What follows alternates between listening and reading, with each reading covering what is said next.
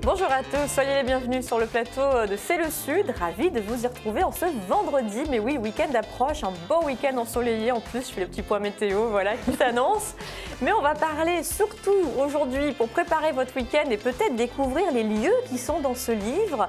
Une histoire de Marseille en 90 autres lieux. Alors autres, parce que c'est le volume 2. Hein. Vous étiez venue, Judith Aziza, parler du premier il y a quelques temps de cela. Bonjour. Bonjour. Ça va? Ça va très bien. Bon, c'est hyper intéressant. Vous êtes historienne, docteur en histoire. Hein. On va parler avec vous de ce livre et redécouvrir notre ville de Marseille, puisqu'il y a plein de choses à redécouvrir, j'en suis sûre, pour la plupart des Marseillais et Marseillaises qui nous écoutent.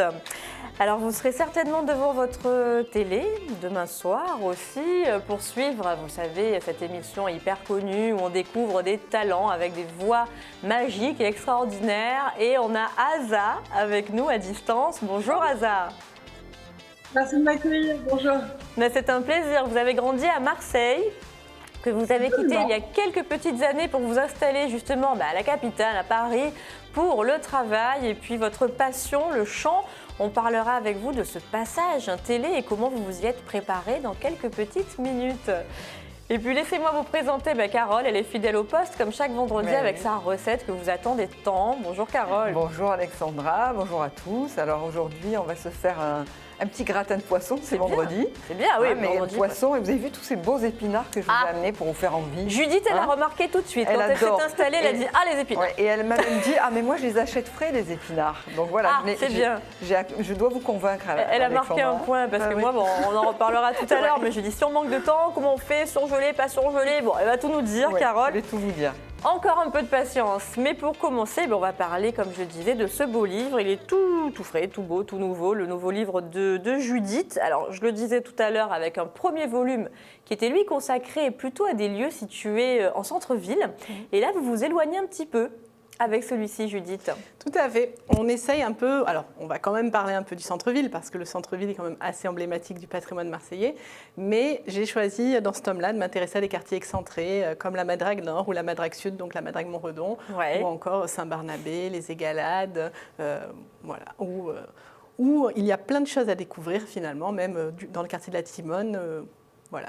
Alors oui, plein de choses, parce que moi j'ai l'impression, étant marseillaise, du coup c'est pas du tout un reproche que je vais adresser aux Marseillais, mais souvent les Marseillais ont un petit peu de mal, je trouve, à sortir de leur quartier.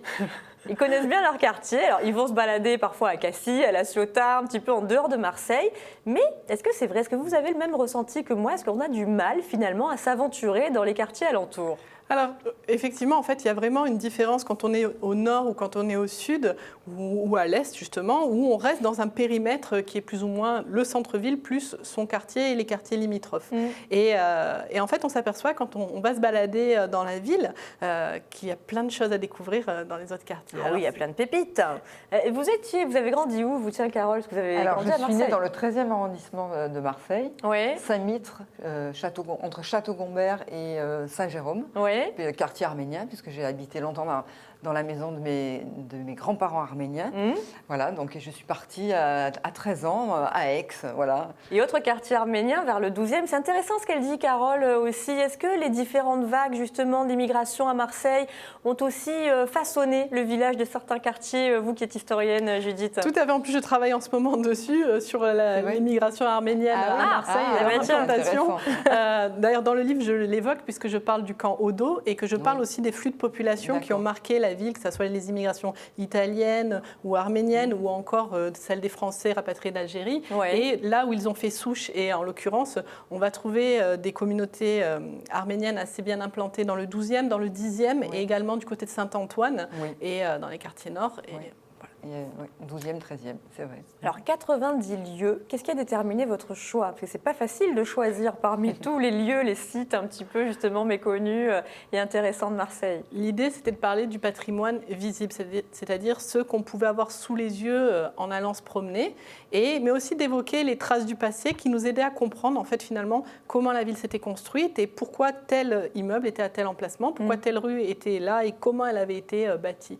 Et vraiment, j'ai voulu en fait donner des clés de lecture et des clés de compréhension pour cette ville et finalement que l'on puisse se servir de ce livre un peu comme un guide tout en restant chez soi ou en le prenant pour aller se balader pour comprendre l'environnement qui nous entourait. Alors là, on le voit, justement, la façon dont ce livre se présente, alors en mode assez simple, justement, qui est très agréable pour la lecture. Donc avec à gauche l'explication, à droite pas mal d'illustrations et de photos sur les différents lieux présentés. En tant qu'historienne, vous, Judith, qu'est-ce qui vous a le plus marqué dans vos recherches là, pour ce livre? Qu'est-ce qui vous a étonné, surprise? Plein de choses en fait, et c'est surtout, on s'aperçoit comment il y a beaucoup de liens entre les choses, entre les lieux, entre les familles. Quand on travaille sur le patrimoine marseillais, on s'aperçoit comment les grandes familles industrielles ont marqué le paysage urbain en construisant énormément de choses dans la ville, que ce soit des usines ou des hôtels particuliers, et comment tout ça est lié. Et très souvent, quand je travaille sur un site, je m'aperçois qu'en fait, la famille qui l'a construite était liée à une autre famille sur laquelle je venais de travailler, et en fait, on s'aperçoit qu'il y a beaucoup de ramifications au niveau des commanditaires, des grands lieux de la ville. Vous parliez justement des familles illustres ou simplement d'illustres Marseillais qui ont cédé, légué leur nom à certains lieux et sites que l'on connaît. Par exemple, faites allusion à la clinique Monticelli, peintre très connu, mais il y a plein d'autres exemples. Exactement, le boulevard Chave qui porte le nom des fondateurs, donc André et Nicolas Chave qui l'ont créé en 1836. On va avoir alors bien sûr, quand on cherche, on trouve pas, forcément, c'est pas drôle. Forcément, j'avais pris que comme exemple la clinique Monticelli, je ne peux pas vous aider davantage là. Non, mais par exemple, mais je vous dis, le centre Hélio-Marin Jean Martin, qui se trouve sur la Corniche et qui a en fait porté le nom du fondateur qui l'avait créé. On va avoir après, alors de façon même plus contemporaine, par exemple, si vous regardez la station Alexandre, donc qui est du côté du Canet, elle porte le nom en fait, c'était une ancienne huilerie qui porte le nom du grand-père de la jeune femme qui l'a rénovée, qui a entrepris la rénovation. Elle l'appelait Alexandre en référence à son grand-père. Et on voit du coup que ça marque la toponymie, même jusqu'à aujourd'hui, les histoires personnelles. En fait. Mais oui, c'est passionnant. Aza, vous avez grandi où, vous, à Marseille? Dans quel quartier? Eh bien, moi, au Catalan, à la Fourragère, et puis ensuite, mes parents ont déménagé à Septem-les-Vallons. D'accord. C'est vrai que je passais plus de temps du côté de Carry-le-Rouet, sur la ou côte alors bleue. complètement le côté Prado, quoi. Ouais, c'est ça. Alors, les Catalans, est-ce que vous abordez non, là, c'est plus centre-ville. C'était dans le 90 lieux. Dans le précédent, j'avais parlé de la Tour Paul, de l'infirmerie. Dans celui-ci, non, j'évoque pas les Catalans, mais j'en évoque plein d'autres. Oh là là, plein d'autres. Alors moi, ce qui m'a marqué aussi, c'est le nombre de bastides, de châteaux qui ont pu être construits à Marseille au fil des années. Alors certains malheureusement ont disparu, d'autres demeurent, comme celui de Saint-Barnabé, dont je ne connaissais absolument pas l'existence, avenue Montaigne, donc une avenue qui est très empruntée, c'est l'avenue commerçante de Saint-Barnabé. Et là, il y a un magnifique château qui est devenu depuis une crèche. Exactement. Incroyable. Oui, qui était une bastide qui a été fondée qui a été créée sous l'Ancien Régime, donc juste à côté de l'église. C'est vrai que si on n'y prête pas attention, il y a une grande grille, donc on peut passer rapidement devant. Surtout si on y passe en voiture, devant, on ne le voit pas. En fait, il faut passer à pied, s'attarder et puis regarder à travers la grille. C'est ça. Et donc, en fait, ça a été occupé par donc une riche famille au XIXe siècle qui organisait des fêtes somptueuses en fait, dans ce château et qui était renommé, on en parlait même dans les gazettes parisiennes, parce que j'ai retrouvé des traces de château dans les gazettes qui annonçaient les grands bals. Et finalement, au cours, elle a été rachetée par le marbrier Jules Cantini, qui est connu à Marseille, parce qu'il a légué énormément de biens à la ville, dont le musée Cantini, qui porte son nom, dont je parle aussi dans ce livre-là. Et ce château qui lui appartenait, en fait, à sa mort, il l'a laissé il l'a légué à la ville avec un usufruit pour sa veuve. D'accord. la ville le louait, en fait, avait un rapport financier avec cet immeuble, parce qu'il a longtemps été transformé ensuite en hôtel-restaurant. Il était assez connu, il y avait beaucoup de célébrités qui venaient manger. Il y a des photos où on voit la salle de restauration, c'est au début 1920, je crois. Oui, exactement. Et en fait, ils ont continué à avoir cet usage jusqu'aux années 70, où là, le château était trop délabré. Il a été abandonné et il a été pillé, comme beaucoup de Bastides. Et finalement, il a été rénové à la fin des années 2010 et il a été transformé en crèche, donc en jardin d'enfants. Voilà. On apprend des choses vraiment passionnantes. Vous vous appuyez sur quel support? Vous parliez des gazettes parisiennes à l'instant pour vos recherches. Judith, comment vous procédez? Alors, c'est très varié les sources auxquelles je peux avoir à faire. En général, j'essaye de faire des études exhaustives, c'est-à-dire que je vais aux archives, je dépouille les archives municipales, départementales pour voir de quoi ils traitent, en bibliothèque bien entendu pour savoir qu'est-ce qui a été écrit sur un sujet, de façon à m'appuyer sur ce socle pour commencer ma recherche. Et ensuite, toutes les sources qu'on peut avoir à disposition. Donc là, je parlais des gazettes parce que j'étudie la presse. Il y a d'ailleurs un excellent site qui a été mis en ligne par la BNF qui s'appelle Retro News, qui permet d'avoir accès à distance. Alors ça, merci Internet pendant le confinement pour avoir accès à ces ressources. Voilà. Et puis après, des témoignages aussi oraux, c'est-à-dire qu'il y a des personnes qui ont habité les lieux, qui me donnent des informations alors que je croise avec les sources que j'ai pu rassembler. Et puis après, des personnes ressources qui sont experts dans leur domaine et qui vont m'apporter leur éclairage. Et je peux vous donner un exemple très concret. Avec plaisir. En fait, j'ai travaillé sur les entrepôts de la Majeure, donc le centre commercial aujourd'hui Les Voûtes, qui se trouve sous la cathédrale. Et l'architecte qui l'a rénové, qui s'appelle José Pasqua, a été un des experts qui m'a aidé à comprendre un peu le patrimoine marseillais. Et ne serait-ce que jusqu'à hier même, c'était assez drôle parce qu'il m'a envoyé des photos qu'il avait retrouvées du chantier où on voyait la fontaine qui se trouve au centre, qui a eu comme particularité d'être bétonnée en 1962, quand Gaston Defferre a fait créer l'autopont. Je ne sais pas si vous vous rappelez, il y avait un autopont qui passait à la Joliette. Oui, ça a tellement changé de visage qu'on a du mal à se souvenir, en fait, comment c'était avant. En fait, on passait au ras des immeubles, si vous vous rappelez, avant de rentrer dans le tunnel sur le Vieux-Port. Et puis, c'était tout noirci, c'était pas du tout entretenu. C'est ça. Et donc, en fait, avec José, j'ai pu remonter le temps et il m'a expliqué comment il avait travaillé sur ce chantier. Et il m'a même donné des photos qu'on retrouve dans l'ouvrage. Donc voilà comment je travaille. C'est passionnant en tout cas. Une histoire de Marseille en 90 autres lieux, donc entre le 16e et le 20e siècle. Voilà, donc en 3 parties, ce livre se découpe en fait, voilà, avec ces différentes périodes et époques et tout plein de choses à apprendre. Merci Judith, on le retrouve aux éditions Gossen. Merci. Édition marseillaise. Bon, vous restez avec nous puisqu'on va parler à présent, alors je ne sais pas si vous regardez, vous, cette fameuse émission du samedi soir où l'on chante avec une très belle voix de temps en temps. Bon, on a l'une des chanteuses qui se produira donc demain dans le cadre des auditions de l'émission The Voice, Aza, qui a quitté la région il y a quelques années pour s'installer à Paris. Alors on va faire plus ample rencontre avec vous, plus ample connaissance, Aza. Donc vous avez grandi à Marseille, vous êtes parti à Paris il y a quelques années, vous êtes journaliste de mode, c'est bien ça, mode et beauté? Absolument, oui c'est ça. Et le chant, c'est votre passion depuis toujours? Écoutez, moi j'ai toujours chanté. Je pense que je savais chanter même avant de savoir parler. Donc j'ai toujours fait ça et puis je le faisais déjà beaucoup à Marseille et puis d'être arrivée à Paris, ça m'a donné l'opportunité de rencontrer des gens dans la musique, etc. et de pouvoir faire un petit parcours jusqu'à arriver aux auditions aveugles de The Voice. Alors The Voice, c'était vraiment pour vous une envie depuis longtemps de participer à cette émission, un désir fou? Comme je disais, moi comme j'expliquais à mes parents, moi j'ai toujours regardé TF1. Donc en fait j'ai toujours été devant Nikos, que ce soit Starac, que ce soit pour les Energy Music Awards, que ce soit pour toutes les émissions de chansons. Et je me souviens très bien que quand j'étais petite, je me disais si j'avais pu aller faire la Starac à 6 ans, je l'aurais fait. Ouais. Donc c'est vrai que The Voice, c'était vraiment un vrai projet, une vraie envie. Ouais, exactement. Ça fait un petit moment que ça existe. C'est la première fois que vous vous présentez aux auditions? Ah, pas du tout. J'ai essayé de... Alors, au début, je le faisais... J'y allais de temps en temps. Chaque année, je me faisais un petit test. J'envoyais une petite vidéo, un petit mail. Ouais. Et puis, après, il y a une fois où ils m'ont appelée. Ouais. J'y suis allée, j'ai pas été prise. C'était en quelle année, ça, du coup? Il y a quelques temps? En 2014. Et vous aviez quel coach en face de vous en 2014 du coup? Non, j'étais pas arrivée jusque-là. Ah, pas jusque-là. C'était vraiment l'après, d'accord, sélection. Exactement, oui, oui. Donc, à ce moment-là, 2014, pas prise.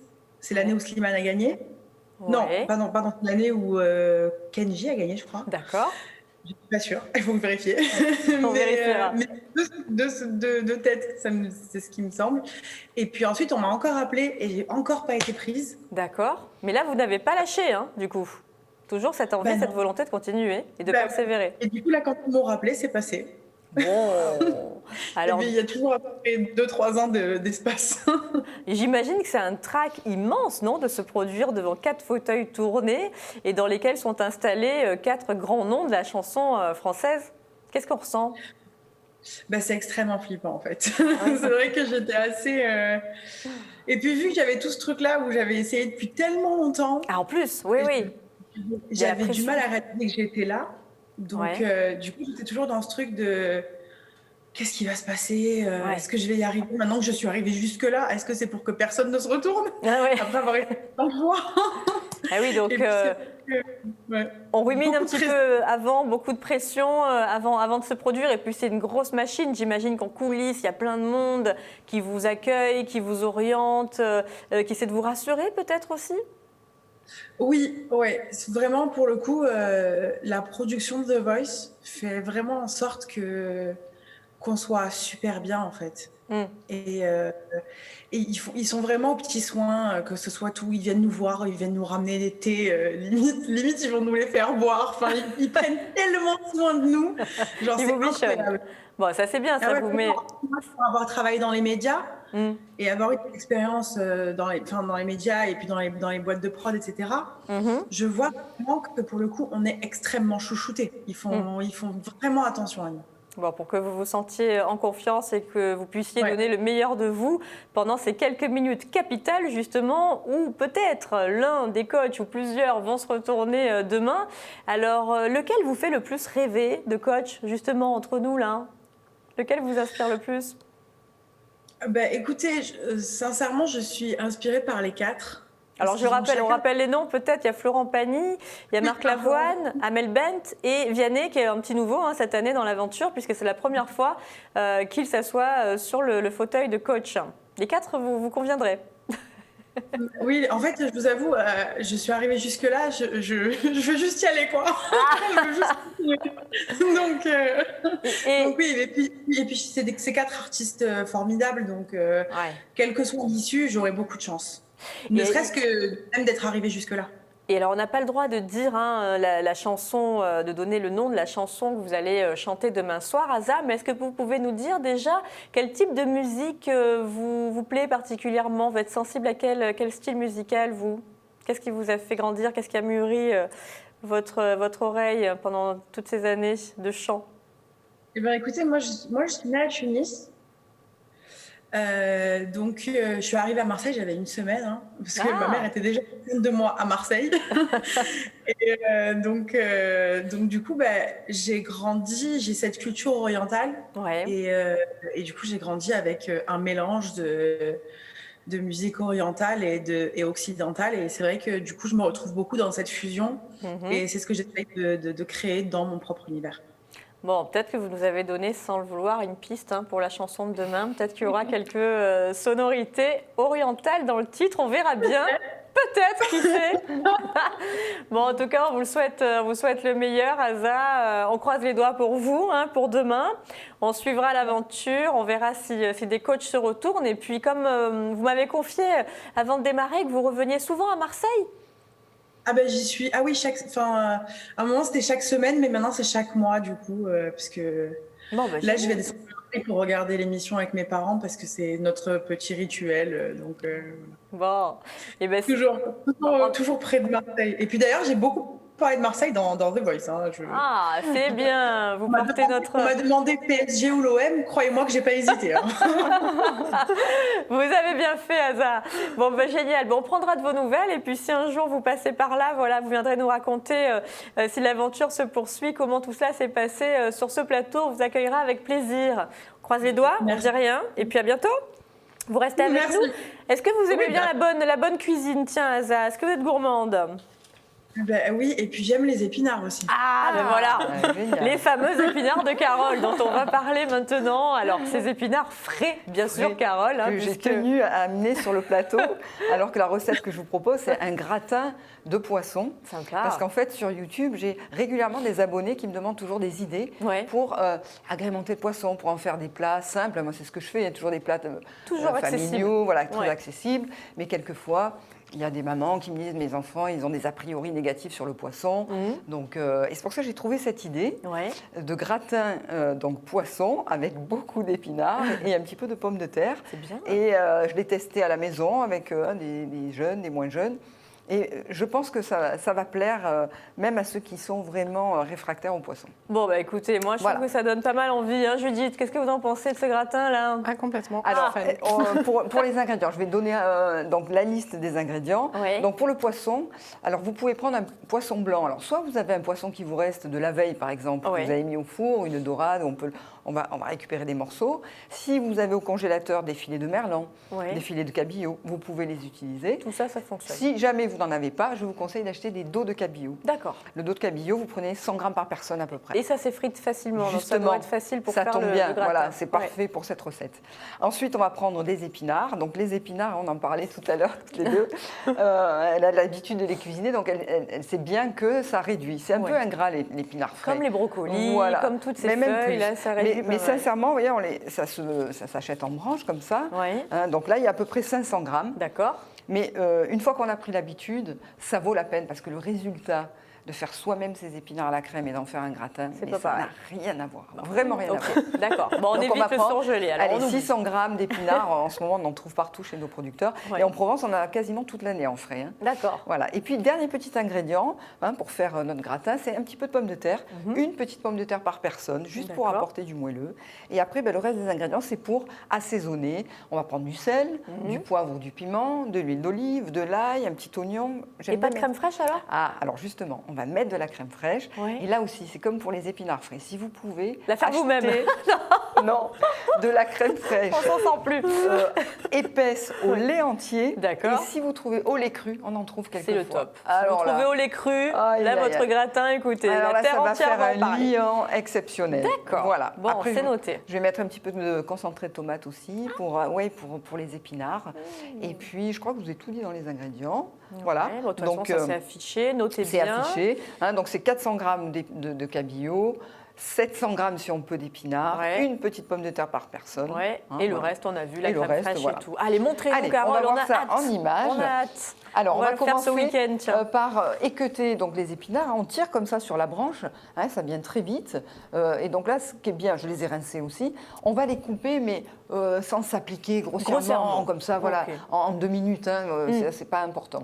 Ensuite, je vais prendre une poêle pour cuire le poisson et une sauteuse pour cuire les épinards. Alors, dans la sauteuse, avant de mettre les épinards, je vais mettre l'huile d'olive avec le sel et le piment d'Espelette pour qu'ils prennent bien de force dans l'huile d'olive chaude. Mon petit concentré de tomate qui va donner une jolie couleur. Et je vais faire d'abord revenir l'oignon que j'ai émincé en lamelles comme ça. Oignon ou échalote, ce que vous avez à la maison. Et pendant 2-3 minutes, je vais laisser à couvert cuire à feu moyen pour que les oignons soient un petit peu translucides comme ça. C'est ça qui va vraiment donner du goût. Et seulement, là, je vais mettre mes épinards à couvert. Dans la même poêle, Dans la même poêle. Ah oui, il y a des oignons dessous. Et je vais les faire cuire, je vais les faire tomber un petit peu quelques minutes, le temps de mettre mes dos de cabillaud à cuire dans un petit peu d'huile d'olive aussi, tranquillement comme ça. Et vous allez voir, c'est magique les épinards. Ils vont tomber, comme on dit, ils vont perdre en volume, ils vont perdre un petit peu d'eau. Et là, je vais pouvoir les incorporer aux oignons. Et donc, je vais rajouter maintenant ma belle crème fraîche épaisse au lait cru. Au lait cru. Alors, c'est pas la peine de mettre le pot entier parce que c'est ce que j'allais vous demander, allez, 4 à 6 cuillères à soupe, pas plus. Et ensuite, on va mettre les gousses d'ail. Alors, je vous assure que la gousse d'ail fraîche comme ça, dans la crème fraîche, avec les épinards, ça vous fait des épinards à la crème. Et là, vous oubliez les épinards congelés. Voilà, j'ai rajouté un petit peu de sel et de piment d'Espelette. Voilà. Donc, les épinards, ils sont prêts. On va voir si le poisson, là, normalement, il devrait être cuit. Là aussi, c'est quelques minutes, hein, tout se fait très rapidement, parce que le dos de cabillaud, moi j'aime bien quand il reste cru à cœur, et il va se détacher tout seul. Et là, j'arrête le feu, parce que ce serait dommage de trop le cuire, il va sécher. D'accord. Donc, le poisson est cuit, les épinards à la crème sont cuits, il nous manque quand même les pommes de terre. Ah oui. Alors, je les ai fait cuire à la vapeur avant, et pelées, hein, donc là, il y en a juste 4 petites pommes de terre. Et maintenant, je vais prendre mon plat gratin pour dresser mon gratin avant de le mettre au four. Alors, on va commencer par une première couche avec mes petites pommes de terre. Ah, vous les mettez entières comme ça? Non, je vais les écraser comme ça avec les doigts pour avoir une belle texture. D'accord. Les arroser d'huile d'olive et un petit peu de sel. Vous mettez rien au fond du plat? Non, c'est la pomme de terre, c'est la première couche dans le gratin. D'accord. Ensuite, je vais déposer donc mes morceaux de cabillaud comme ça sur les pommes de terre. Et je vais pas le cabillaud quelquefois il rend un petit peu d'eau là, vous voyez, donc je vais pas verser tout dans le plat pour éviter de mettre l'eau du cabillaud. Ça fait penser au hachis parmentier au niveau des étages un peu. Hein, voilà, et on termine dernier étage avec mes épinards à la crème. On n'oublie pas. Donc on ne sûr. mélange pas tout. Hein, non, on fait des étages, on fait des couches comme ça. C'est ça qui va être, c'est plus joli même. Hein. Ensuite, un petit peu de parmesan râpé ou de fromage de votre choix, mais râpé frais, pas acheter râpé dans les sachets, parce que là aussi, Carole, il faut avoir tout de frais à la maison. Ouais, mais c'est ça qui va tout changer. C'est simple, mais vous en mettez un petit peu du fromage là que vous râpez. Ça donne envie. Hein. Vous laissez 15 à 20 minutes au four, juste le temps que les saveurs prennent dans la chaleur du four. Ouais. Moi, j'aime bien quand c'est très gratiné. Et puis, si vous avez le temps, Alexandra, de laisser un peu reposer, four éteint, à couvert, le gratin, parce qu'il va aussi, voilà, les saveurs vont se mélanger. Et puis, normalement, voilà, vous posez ça sur la table. Bravo Carole. Oui, Judith, ça vous tente? Mais carrément. C'est vrai. Conquise par le gratin? Moi, je suis en passion totale, là. Je suis contente. Bon, ce week-end, on le fait à la maison. Enfin, moi, en tout cas, je vais le tester, ce gratin-là et cette recette. Bon, vous me direz. Je veux la photo, alors. Hein, comme la semaine dernière, mais la photo comme à chaque fois. crackers. J'ai fait les crackers. Pour tout vous dire, je les ai fait 3 fois dans la semaine. Vous vous rendez compte un petit peu, fan des crackers de Carole.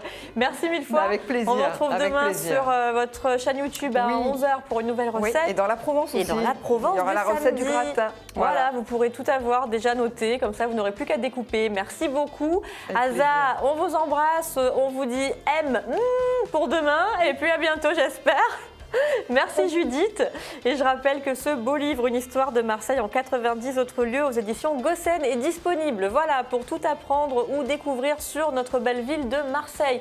Merci à vous de nous avoir suivis. On vous embrasse. On vous souhaite un excellent week-end. Profitez bien du soleil. Sortez, aérez-vous parce qu'il est encore temps. Hein. On ne sait jamais ce qui nous attend la semaine prochaine avec cette histoire de reconfinement du week-end là, qui touche nos pauvres amis niçois. Et voilà, donc profitez. On vous embrasse. On vous dit à lundi. Ciao, ciao.